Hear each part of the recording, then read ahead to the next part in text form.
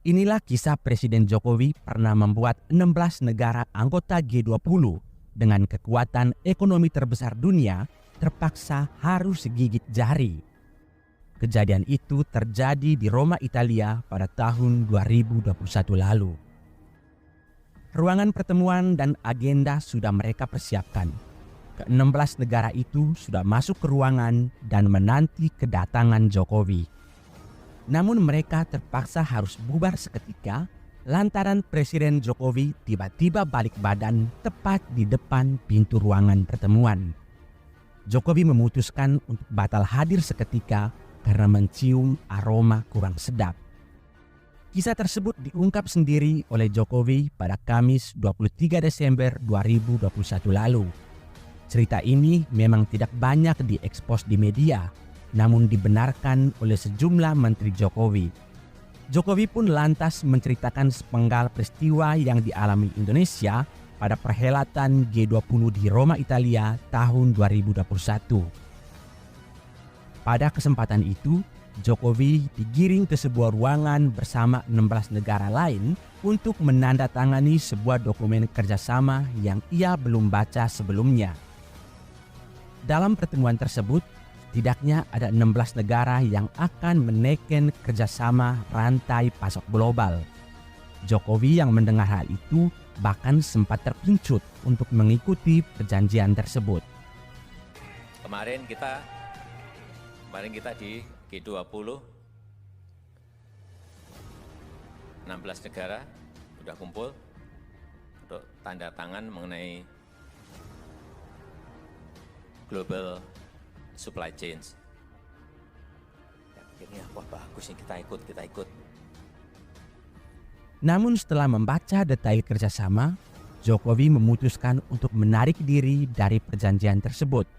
Pasalnya, dalam kesepakatan ada klausul yang mengharuskan Indonesia untuk terus mengekspor bahan mentah saat Indonesia sudah menekan larangan ekspor nikel. Setelah mengetahui secara jelas maksud terselubung dari kerjasama itu, kepala negara langsung menghentikan langkahnya.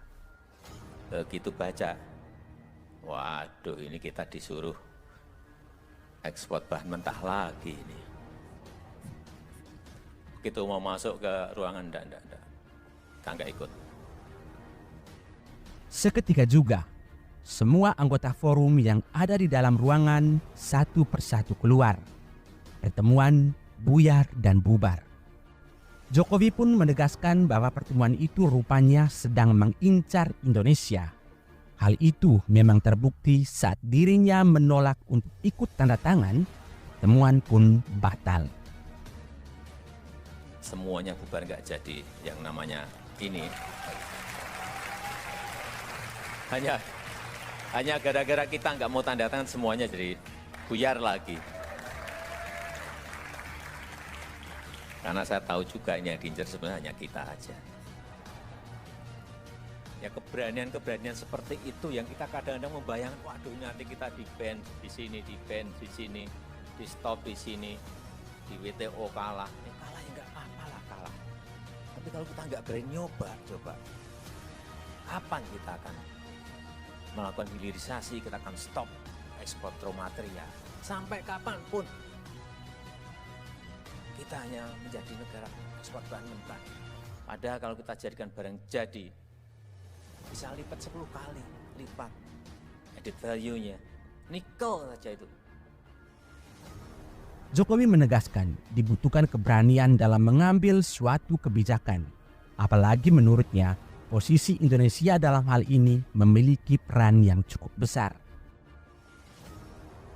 Pada momen HUT ke-7 PSI itu, Presiden Jokowi juga menceritakan pengalaman saat mengambil alih saham PT Freeport Indonesia beberapa tahun lalu. Ia mengaku banyak menerima ancaman demi mendapatkan 51 saham Freeport, termasuk dari intelijen negara. Namun Jokowi menganggap ancaman itu hanya sebatas gertakan yang mencoba menakut-nakutinya. Ancaman itu tak lantas membuatnya mundur untuk mendapatkan saham Freeport. Kadang-kadang kita terbayang-bayang oleh ketakutan kita sendiri. Dulu waktu kita mau ambil Freeport kembali mayoritas, informasi yang saya terima memang semuanya menakutkan. Menakutkan semuanya. Nanti Papua akan goncang, Papua akan lepas.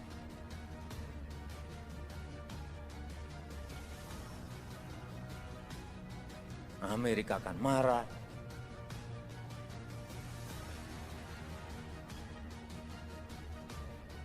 Sampai 3 tahun kita kerja ini.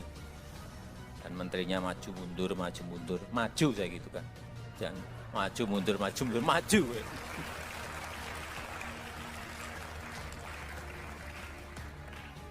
Ya memang ngeri.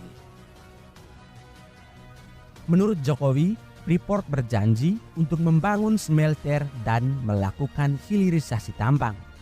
Namun sudah 30 tahun janji itu tak pernah terrealisasi. Maka dari itu, saat Freeport sudah berada di tangan Indonesia, hilirisasi harus dilakukan. Dulu suruh bikin smelter saja berpuluh-puluh tahun nggak geleng-geleng terus. Sekarang nggak bisa, kita udah 51% bikin smelter. Langsung nyatanya saya perintah, di Gresik sudah langsung dimulai. Karena memang pemiliknya kita sekarang. Meski kerap dinilai lemah dan tidak kompeten, bahkan disebut pelanga-pelongo oleh para oposisi, Presiden Jokowi ternyata memiliki sisi keberanian yang luar biasa.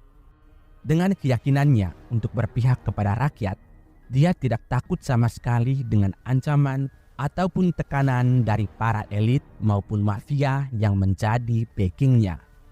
Jokowi juga pernah menceritakan bahwa saat dia memulai pemerintahannya, dia melihat perusahaan negara Petral, anak perusahaan Pertamina, syarat dengan para mafia. Ratusan triliun negara setiap tahunnya mengalami kerugian akibat permainan mafia di Petral. Ketika dia mengeluarkan perintah untuk membubarkan Petral, dia ditakut-takuti oleh banyak pihak. Katanya, jika Petral dibubarkan, negara bisa runtuh. Dia pun bisa jatuh. Menteri dan tim yang diperintahkan untuk membubarkan Petral 3 kali bertanya kepada Jokowi, apakah Bapak Presiden telah matang-matang untuk membubarkan Petral? Apakah Bapak Presiden sudah sadar betul dampak, risiko, dan konsekuensi jika membubarkan Petral? Bayangkan, menterinya sendiri terpapar ketakutan dan ikut-ikutan menakuti Jokowi. Lantas, apa jawaban Jokowi? Bubarkan Petral. Akhirnya, Petral dengan tegas dibubarkan. Impor minyak sama, lifting produksi minyak kita. Sumur-sumur kita masih banyak kok. Kenapa nggak digenjot produksinya? Karena ada yang masih seneng impor minyak. Satu pun, tapi ini saya tungguin betul. Saya sudah minta Kapolri ikut nungguin. Pak Kejaksaan, Pak Jaksa Agung ikut nungguin. Nanti saya minta KPK juga ikut nungguin.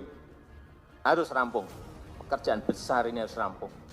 Kini Presiden Jokowi berada di ujung masa jabatannya.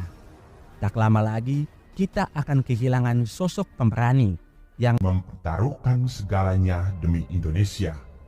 Menurutmu, siapa sosok yang paling tepat untuk melanjutkan cerita keberanian membela negeri? Apakah sosok itu ada di Anies Baswedan, Prabowo Subianto, atau Ganjar Pranowo? Hati-hati, jangan salah memilih. Nanti Indonesia akan kembali ke titik tak bisa balik.